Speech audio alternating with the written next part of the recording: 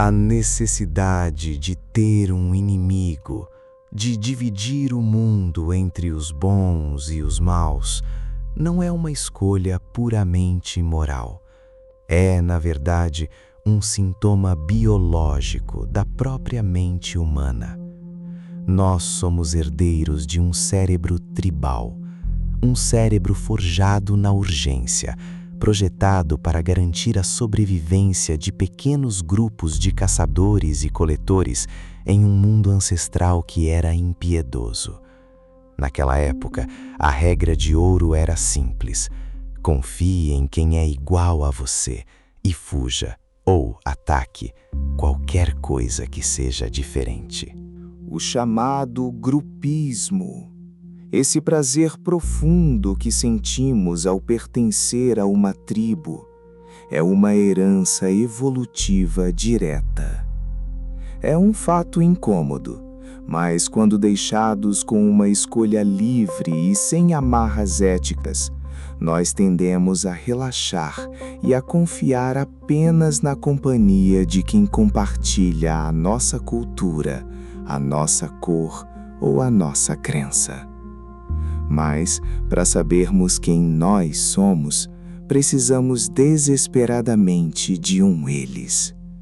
A nossa identidade não existe no vazio. Ela é como a luz de uma fogueira. Só consegue ganhar contornos e forma porque existe a escuridão ao redor. E aqui entra o grande filosofato da madrugada. Se nós somos biologicamente programados para amar os nossos e temer os estranhos, até que ponto as nossas escolhas e as nossas inimizades são realmente nossas? Será que nós escolhemos os nossos vilões baseados na razão? Ou nós apenas inventamos justificativas complexas para satisfazer um apetite biológico por conflito? Para entender essa engrenagem, imagine que o nosso cérebro funciona como a dinâmica de um estádio de futebol no domingo à tarde. Você veste a camisa de um time. De repente, dezenas de milhares de estranhos que você nunca viu na vida se tornam seus irmãos. Vocês se abraçam nos gols, sofrem juntos nas faltas. O cérebro adora isso. Ele libera uma enxurrada de recompensas químicas, ativando áreas ligadas à cognição social e à empatia. É gostoso pertencer. Mas há um truque químico acontecendo aqui.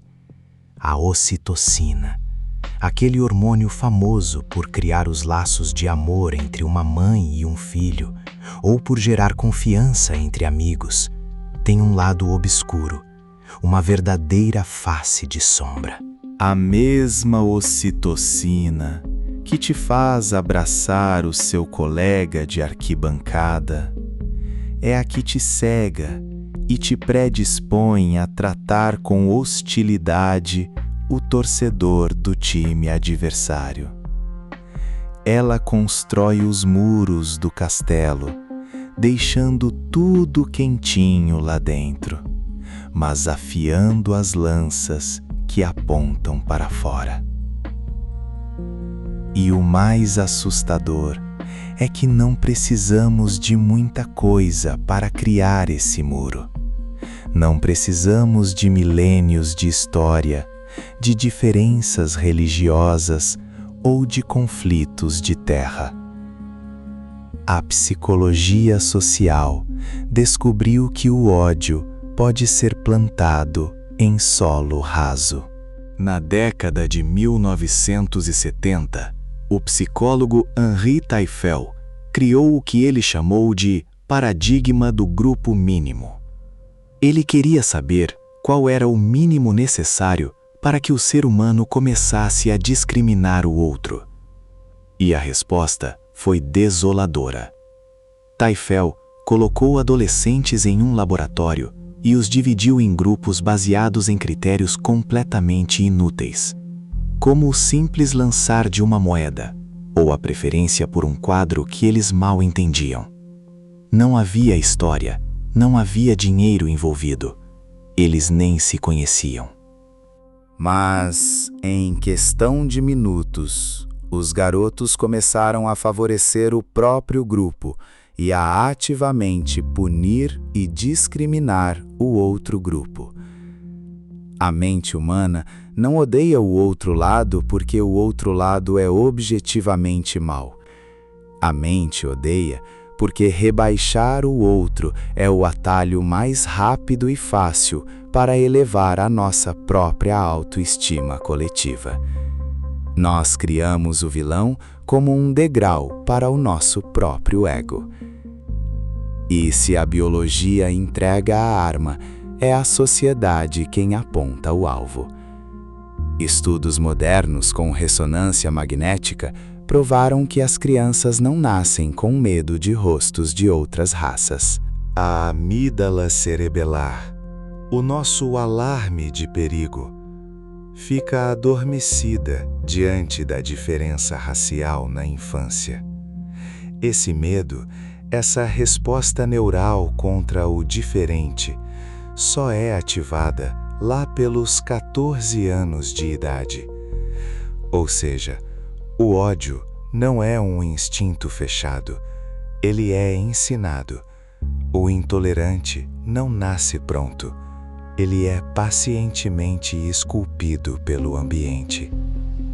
E quando nós olhamos para as páginas obscurecidas da história, longe das eleições modernas, percebemos que o ser humano já transformou as coisas mais banais em motivos de vida ou morte, apenas para alimentar a fogueira do nós contra eles.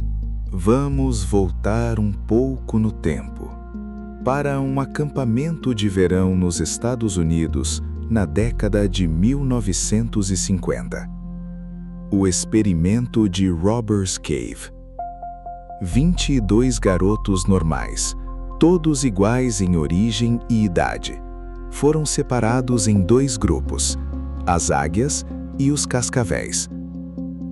O psicólogo Muzaffer Sherif os colocou para competir por troféus e canivetes baratos em um jogo de cabo de guerra. Bastou isso. Em poucos dias, os garotos que antes eram pacíficos estavam queimando as bandeiras uns dos outros, invadindo cabanas e roubando pertences como se estivessem em uma guerra tribal declarada. A competição por um recurso escasso transformou crianças em selvagens sectários. O vilão nasceu de uma gincana. Mas, se você acha que isso é coisa de criança, veja o que aconteceu com os homens da ciência. No final do século XVIII, a América viveu o que ficou conhecido como a Guerra dos Ossos. Edward Cope e Othniel Marsh eram 2 dos maiores paleontólogos do mundo. Eles começaram como amigos, desbravando o oeste e descobrindo dinossauros magníficos como o Triceratops. Mas o orgulho tribal corrompeu a ciência. Eles queriam tanto que o outro lado perdesse que começaram uma guerra de sabotagem impensável. A inimizade ficou tão cega que as equipes de Marsh e Cope começaram a jogar pedras umas nas outras durante as escavações. E, num ato de loucura suprema, eles passaram a usar dinamite para explodir fósseis raríssimos. Imagine a cena: cientistas destruindo ossos de dezenas de milhões de anos de idade, preenchendo as escavações com pedras e terra, pelo simples e mesquinho motivo de não deixar que o rival fizesse a descoberta. O vilão não era a ignorância, O vilão era o ex-amigo. O ódio intergrupal fez com que a destruição do outro fosse mais importante do que o progresso da humanidade. E não para por aí. Nós podemos ser levados à carnificina por causa de cores. Em 532 d.C., no coração do Império Bizantino, a cidade de Constantinopla foi quase reduzida a cinzas na revolta de Nica. E qual era a raiz da facção? Corridas de carruagens. O hipódromo dividia as pessoas em torcidas apaixonadas, principalmente os azuis e os verdes. Essa paixão por uma equipe de corrida se transformou em gangues políticas violentas.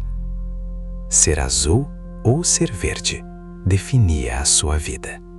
O fanatismo era tão profundo que as torcidas começaram um massacre nas ruas, matando milhares e quase derrubando o poderoso imperador Justiniano. O apocalipse romano embalado na cor de um time esportivo. E às vezes, o nosso ódio contra o sistema é tão grande que nós escolhemos alvos simbólicos apenas para humilhar o outro lado. Na Paris dos anos 1730, antes da Revolução Francesa, havia gráficas onde aprendizes trabalhavam até a exaustão, dormindo no frio e passando fome. Enquanto isso, a esposa do dono da gráfica, uma burguesa rica, alimentava seus gatos de estimação com as melhores carnes. Os aprendizes não podiam matar os patrões. Então, o que eles fizeram? Eles orquestraram o grande massacre de gatos. Os aprendizes passaram noites imitando os uivos de gatos nos telhados para enlouquecer o patrão, que ordenou que os felinos fossem expulsos. Com a desculpa perfeita em mãos, esses jovens operários perseguiram, torturaram e mataram dezenas de gatos da vizinhança, fazendo até julgamentos falsos para os animais antes de enforcá-los em praça pública. Eles acharam isso a coisa mais engraçada do mundo. Por quê? Porque no tribunal do tribalismo, o gato não era um animal. O gato era a burguesia. Matar o gato era matar, simbolicamente, a classe opressora, sem sofrer as consequências. O outro lado não era humano, era um símbolo. O brilhante escritor e filósofo Umberto Eco, no seu ensaio Construir o Inimigo, revelou que essa é a chave de toda a divisão humana. O inimigo nunca nasce pronto, nós o construímos. Nós pegamos aquele que tem um costume diferente e começamos a deformá-lo. Para que o ódio funcione, para que o soldado atire e para que o vizinho denuncie, nós precisamos de uma estética da feiura. Eco nos lembra que, historicamente, nós fomos ensinados que o inimigo fede. Os romanos odiavam os judeus e os primeiros cristãos não por crimes reais, mas porque os costumes deles, como não comer carne de porco, eram estranhos à normalidade. Na propaganda de guerra, adversários são frequentemente retratados como mal-cheirosos, monstruosos, desprovidos de simetria. O nazismo materializou essa separação, essa outrificação, colando estrelas amarelas nos casacos dos judeus, como Paul Hersteg. A estrela servia para dizer ao cérebro: olhe para cá, concentre-se na diferença, desligue a sua empatia. Esse não é um de nós. Nós adoramos os arquétipos dos vilões nas histórias em quadrinhos, nos filmes e na política, porque eles são a lata de lixo da nossa própria mente. Nós projetamos neles a psicopatia, a crueldade, a falta de empatia, para podermos continuar acreditando que o nosso lado, o nosso nós, é puro e angelical. O vilão é a muleta psicológica que o ego humano usa para não ter que olhar para os próprios defeitos. Nós chegamos então ao fundo do poço da nossa reflexão de hoje. O filósofo Emmanuel Levinas dedicou grande parte do seu pensamento à ideia do outro. Ele dizia que o encontro com a face do outro ser humano é o que nos obriga a ser éticos, é o que nos arranca do nosso próprio egoísmo. Nós estamos em dívida com a humanidade pelo simples fato de existirmos em sociedade. Mas o peso dessa responsabilidade é insuportável para o animal tribal que mora dentro de nós. Estar aberto ao desconhecido dá um trabalho cognitivo gigantesco. É cansativo entender. É doloroso perdoar. É vulnerável amar quem não está sob o nosso controle. Então, nós tomamos o caminho mais covarde. Nós inventamos monstros. Nós transformamos o outro, complexo e cheio de nuances, em um espantalho simplório. No adversário da política, no colega de trabalho inconveniente, no rival cego e estúpido. A artista Yoko Ono uma vez criou uma obra de arte genial chamada Play It by Trust. Era um tabuleiro de xadrez onde todas as peças, de ambos os lados, eram pintadas de branco. Conforme o jogo avançava, as peças se misturavam e os jogadores não conseguiam mais saber quem era o cavalo aliado ou o bispo inimigo. A ilusão do combate desmoronava, porque sem as fronteiras visuais e sem as cores impostas, a rivalidade perde o sentido. E é exatamente essa a grande charada da nossa existência.